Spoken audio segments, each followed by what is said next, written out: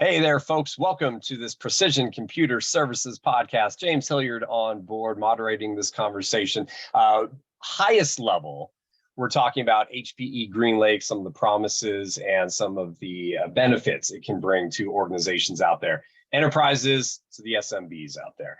Several folks on board. Let me introduce who they are all to you. From Precision, we have Joe Valentino. He is the VP of Sales over there. Also, we have Precision's Senior Solutions Architect. That is Brian America. Also, Joe Vidal is on board. He is from Hewlett Packard Enterprise, the Greenlake Chief Technologist. So those are our tech guys. We're going to be talking tech for the first 15 minutes or so.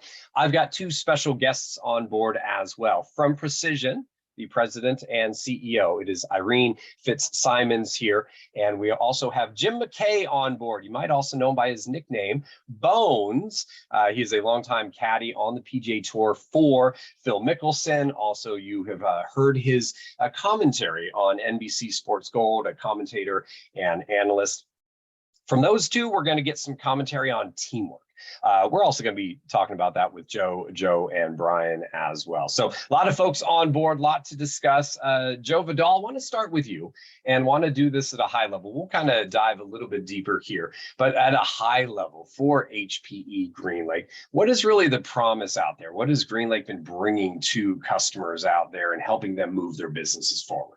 So, we like to say that HPE Greenlake is the edge to cloud platform as a service solution that delivers literally everything as a service. Now, it's also the cloud that comes to you, because what we're doing is we have the ability to stand up now private cloud environments, either on a customer's premise or in a colo of their choice, or maybe even in another cloud solution provider, location, and extend out visibility to all of their clouds, whether it's Amazon, Google, Azure, maybe some other private cloud service provider, and bring all those together with singular visibility in a singular console, so that your CIOs, your CFOs, your COOs, and your CTOs can all have their own custom view of the resources that are out there from wherever they might be.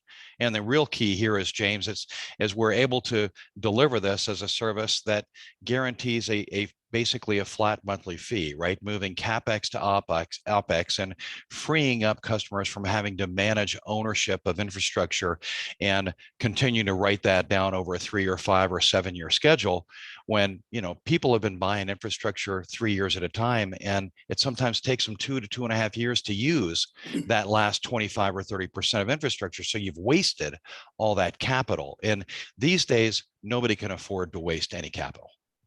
I was at a recent live event, Joe, and I heard someone, as they learned about Greenlake, they were like, wait, what?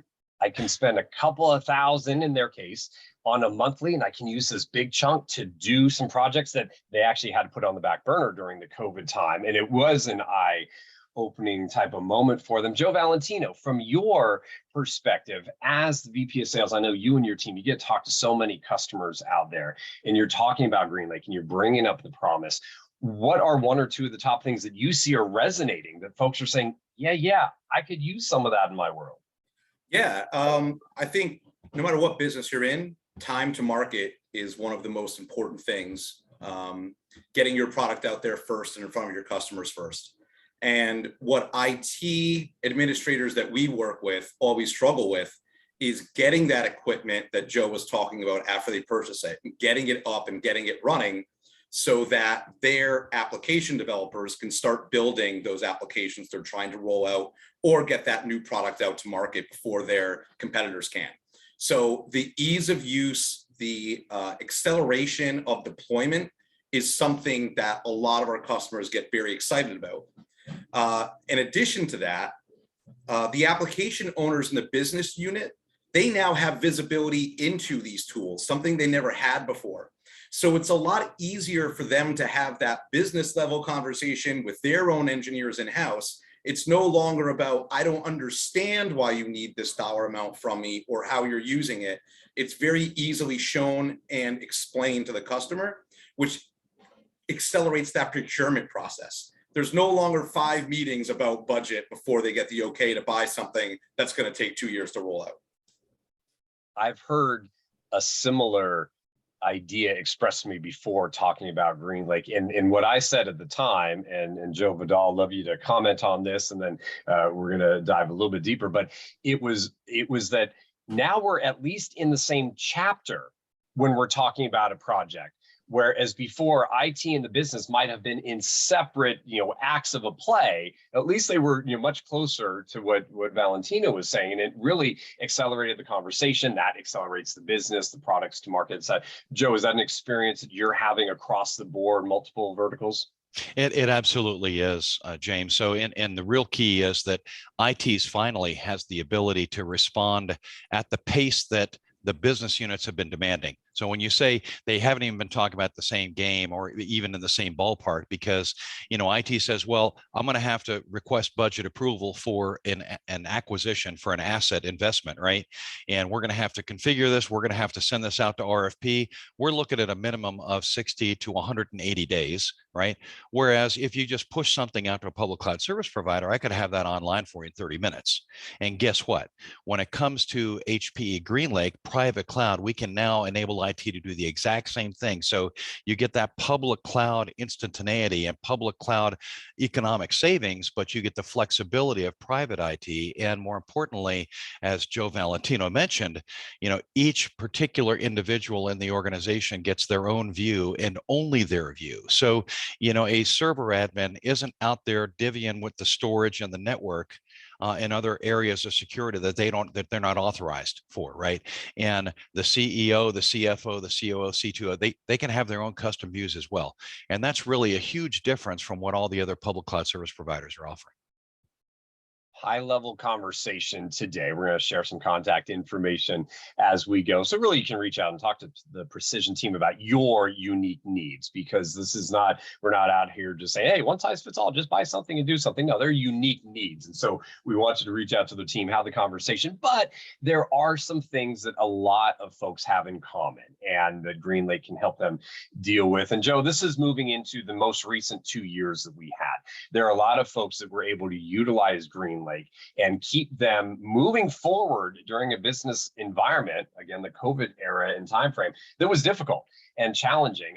Compliance issues, again, I think there were stories I heard that gave people some of those insights that they didn't have before. Talk about some of the biggest gains you saw over the last 2 years for some customers that were able to engage on this Greenlake journey.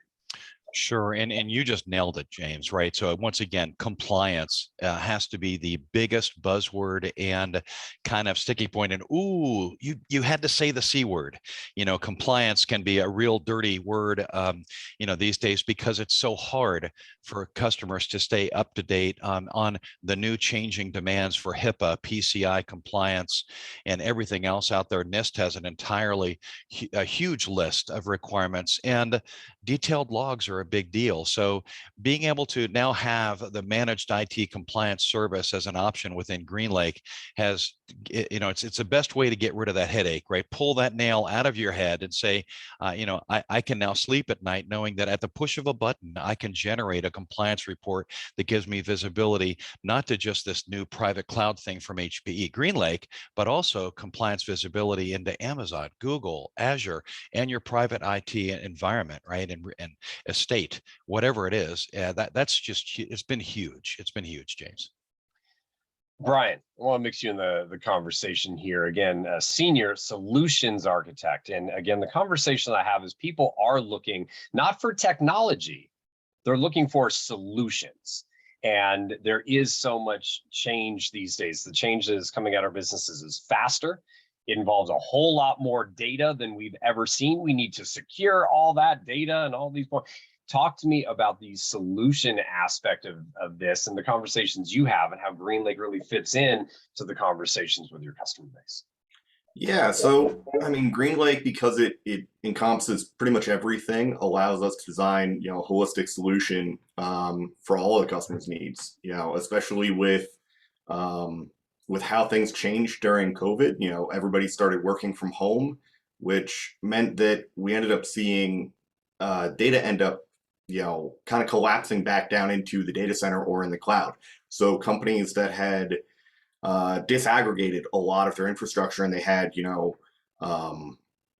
servers in remote offices to, to support those local offices, suddenly they had to bring those back to the core data center or push them out to the cloud because you didn't have people in those offices. So, having Greenlake as being able to handle the cloud as well as the core data center, and then also if the core data center needed to grow to handle all of that additional data, Greenlake's ability to ship things quickly and actually get the data center ramped up as needed helped a huge amount. I had heard, and we've all heard on this call, I know all the folks listening, they've heard that the advancement that some folks went through, sometimes they were crediting that, hey, we moved our company forward 2 years or 5 years or 10 years, right, in the past couple, because we had to make advances. We had to make changes that were forced upon us. And it was those that had the modern tools and the modern approaches seemed to be coming out of the past 2 years in better shape. And so, Brian, again, I want to stick with you for a moment here. It all falls under that big umbrella of digital transformation. Again, that was accelerated for so many organizations, different levels, but so much over the last couple of years. Within that journey that folks are having, it sounds like, again, Greenlake can be a foundational component to help along that journey to become that newer, more modern company that companies envision for themselves. Yeah, absolutely. Everything changed with COVID. Even just something as simple as, companies that were still doing things with, traditional paper. Suddenly they had to digitize that. They had to move to, 100% electronic everything because you don't have people in the office anymore. And that's not, we're not going to go back, right? So everything is shifted. We're on a Zoom meeting right now. This, traditionally 3 years ago probably would have been something, face to face. And instead, everything is now through video conferencing. Everything is electronic, and COVID forced companies to modernize, and I don't think that we're going to see that change. I think it's going to continue to ramp up, and Greenlake's ability to fulfill all of those needs is a major part of it.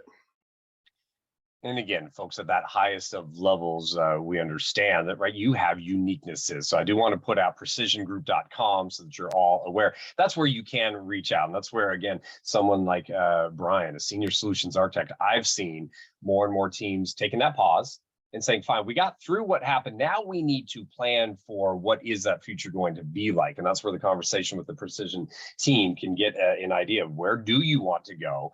And then what are the ways to get there? And Joe Valentino, Precision isn't just, hey, we can resell Greenlake and there you go, you got Greenlake and move on. You have other services and things that you wrap around this. So it really is a holistic approach on that digital transformation journey for customers out there. Talk a little bit about the other things that you guys bring to the table as Precision. Yeah, one of the biggest strengths we have from our app Precision is our professional services and our deployment team. Those guys will actually work to help deploy anything that guys like Brian America helped to architect for our customers. And some of the biggest things that we're working with now around digital transformation is really trying to understand what our customers are trying to achieve and how they can grow a better experience for their customers. And I think that being able to speak with us, we can speak with HP, they can speak with HPE. We can come in and help them build a solution that's designed around that end user and that customer experience, really digitizing their environment. And Joe Vidal, I started off this event talking that we're going to be discussing some teamwork. It was going to be a theme throughout here. And it's HPE working with partners out there like Precision really do. It's a teamwork approach to move our organizations, our companies forward. That's absolutely right, James. And I come from the channel myself 24 years or 25 years ago plus, when I finally joined Compaq, well before it was purchased by HP and HPE, and understand the value of the channel. And let me just tell you, with HPE today, Hewlett Packard Enterprise today, delivers and sells more than 70% indirect via our channel partners. And we rely on our channel partners like Precision. And the nice thing about Precision is Precision these guys are so humble. You guys bring the rest of the solution, right? We understand it's not an all homogeneous, all HPE world that we all live in. You know, customers need maybe a little Cisco networking, maybe a little NetApp, maybe a little EMC, maybe a little Dell. You know, it sounds like a Donnie and Marie song, but nonetheless, we rely on Precision to do that and to wrap their services around our HPE GreenLake model to deliver that complete experience to the customer. Joe, you bring up, you said the word humble about the Precision team, and I think that's a great little transition here, folks. I mentioned that the president and CEO, Irene FitzSimons, is on with us here as well. And on that teamwork theme, I wanted to take a moment here to talk about something else the Precision team does, another team they work with, and that is the Make-A-Wish Foundation. They've been working with the Connecticut chapter of Make-A-Wish for 30 years or so. So Irene, glad to have you here. And I just want to briefly chat. How did this come to be? How did Precision and the Make-A-Wish Foundation kind of come together and start working together? We started in 1992, so about 30 years ago. And we were looking for an organization that we could give back to. And we wanted a local organization. Make-A-Wish had a great reputation. We loved the idea of helping children that were going through difficult times. So we were happy to have an organization and work with Make-A-Wish. They've been wonderful to work with. All right, Irene, one of the things I wanted to ask you was, we all know the benefit that the children, those families get from being a part of Make-A-Wish and having a wish granted to them. But for the Precision team, what has this relationship meant for your team? We've granted over 30 wishes, and we have plaques on our office walls that show, and all of our employees get to see who we granted wishes. And it's a good vibe in the organization. It provides, a good charisma and vibe in the organization. So we're very happy to be able to do that. And we also have a golf outing every year, which is for the Make-A-Wish cause. And we raise money to donate. We sell raffle tickets, and it's a fun event. Really enjoy doing it. And lastly, Irene, on the personal front, can you think of and share something that really jumps to the front of your mind in terms of the work that you have done with Make-A-Wish over again these last 30 years? The one event that comes to mind takes place at New Milford High School, where my daughter went to school, and we went to this event together. The student that was granted a wish, she had chosen to ask for a room where anyone could be, to get together with friends, just a non-judgmental and a peaceful room. It could be also.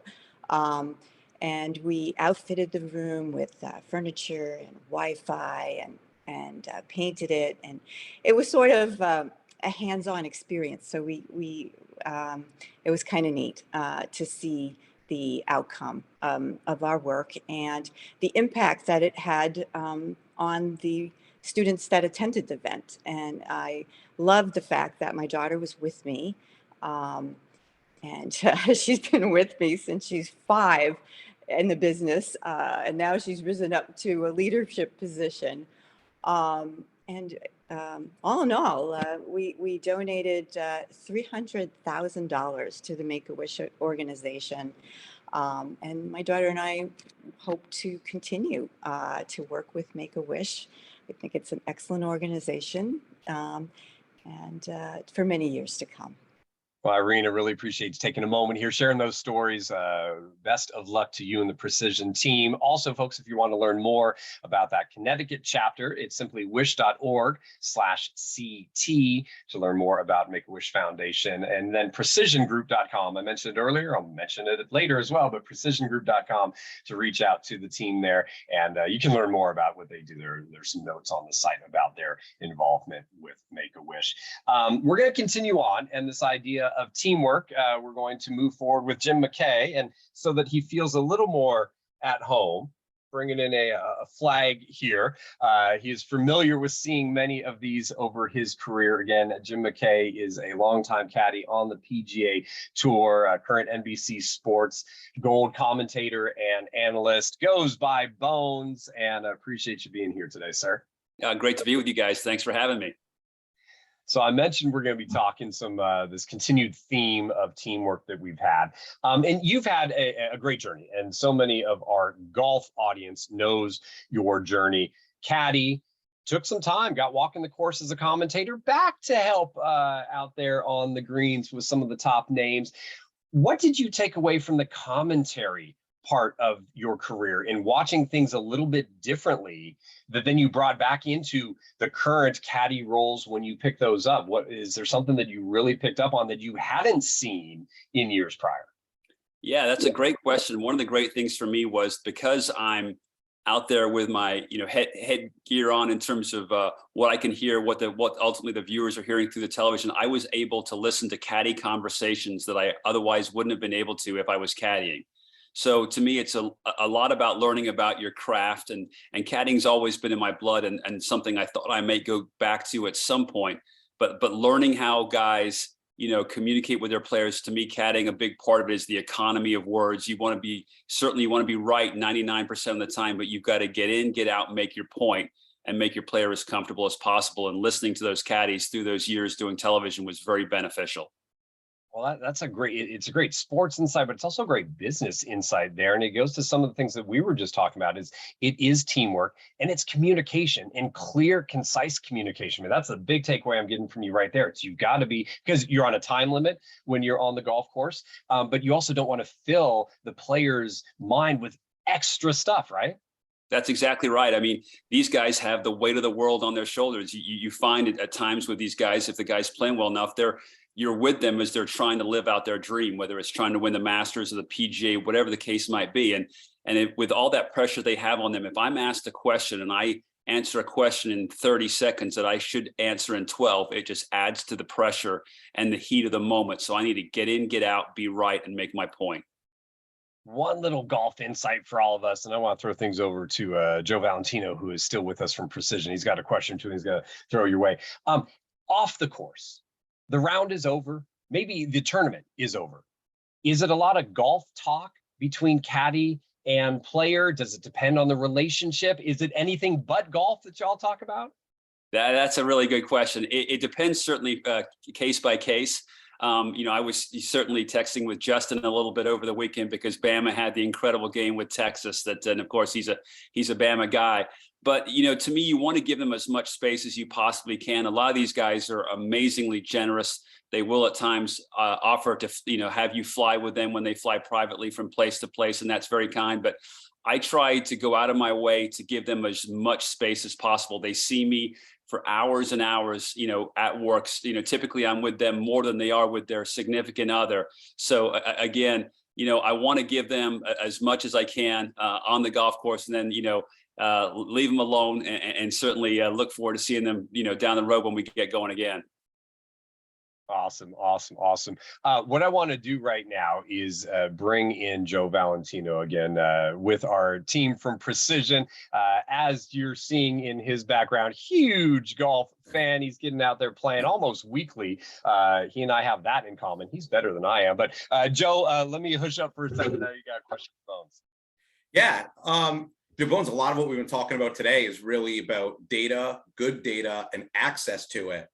And, data analytics is something that's talked about in every sport today. So I was wondering, how has it changed the way that you prepare your player? That access to data today compared to 10 or 12 years ago, how's it changed your role? It's certainly, for me, in my 30 plus years out there, been the biggest change that we have dealt with relative to the conversations we have with our players. It's absolutely amazing to have the data that we have at our fingertips now. Whether it's, talking about something like shots gained, and certainly what people have learned here in the last several years, that you know, it's not that bad to hit the ball as hard as you possibly can and play from the rough on occasion. You know, we've seen players win US Opens now missing more fairways than they hit, which never would have been the case 15, 20 years ago. From something, you know, that obvious, if you will, to looking at the way guys are playing in the morning on certain holes. If we're playing the, you know, in Riviera, the LA Open, and the 10th hole is this amazing drivable par 4. If we're teeing off at 105, I'm on my phone at 905, you know, utilizing as much data I can in terms of how guys are playing the hole, how the wind's affecting that tee shot, the kind of success they're having, if they're going for the green with their driver, and ultimately, should we make that play later in the day? So it's changed everything. It's made the players better, and we are eternally grateful for it. Awesome. That's great. Bones, does that mean that those analytics and that tech in your mind is a bigger advancement over the last 20 years than, say, the clubs, the shafts, the materials used, golf course design, all that? Yeah, you know, it's an interesting point. Certainly, in terms of the relationship I have with my player, it's bigger and better and more important.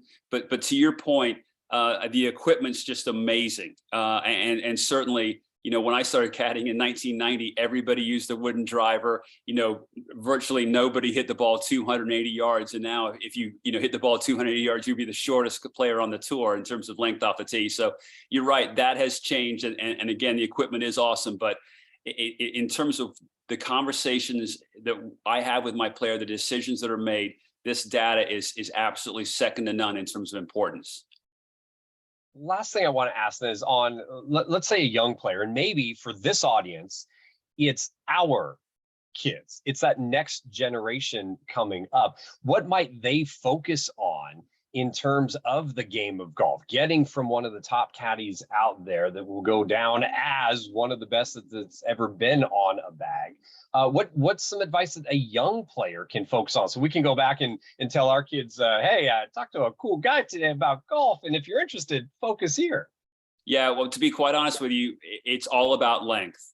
When I started caddying in 1990, there was a player on the tour named Keith Clearwater who won a few times. He was a good player, and he was the only guy on the tour at that time that basically lifted weights, and everybody thought he was nuts. You know, he was a muscular guy. Certainly, he hit the ball at great distance because of this work that he put in the gym. And it turns out this guy was way ahead of his time. Tiger comes out several years later. He's in the gym. You know, if you see Tiger without a shirt on, he looks like an NFL safety. And again, you know, it's all about how far you can move it off the tee these days in terms of you know, recommending things to young players. So to your point, if I had a 10-year-old son or daughter that was interested in the game, I would tell them, hit the ball as hard as you possibly can, and we'll straighten things out a little bit later in terms of accuracy. Copy. And again, it goes to, I know we've had this theme of teamwork out there, but there's also the responsibility of the individual to get the work done. So when we're talking business, we all have to have, say, a security mindset, right? Don't do dumb compute things that are going to put the business in trouble. But it's also then that teamwork that we've talked about, right? Bring in the right team around you, whether it's on the golf course or in business. Get the team together to really go after that same goal. And that's the last thing I'd love to comment on. Then, folks, again, I want to get some contact information, but having a goal in mind, that is something that you had to adopt. Yes, the goal of what that player had for that tournament, and maybe it wasn't. Maybe they knew they weren't in contention to win, but they had some other goals to work on. That was something that you had to adopt and really own to help them achieve their goal. No question about it. And as you just said, I mean, you can be out there on a Sunday and you're ultimately going to be playing the next week, and you can be in 40th place having an incredibly mediocre week, but you might find something in those last 3 or 4 holes on Sunday that could lead you to amazing things the following week. And in terms of the team that you mentioned, certainly I had this, you know, amazing gig in television that I was very, very grateful for. There were a couple of players that certainly I was very curious about in terms of possibly going back to caddying, but Justin Thomas was at the very top of the list. And one of the reasons for that, certainly his work ethic.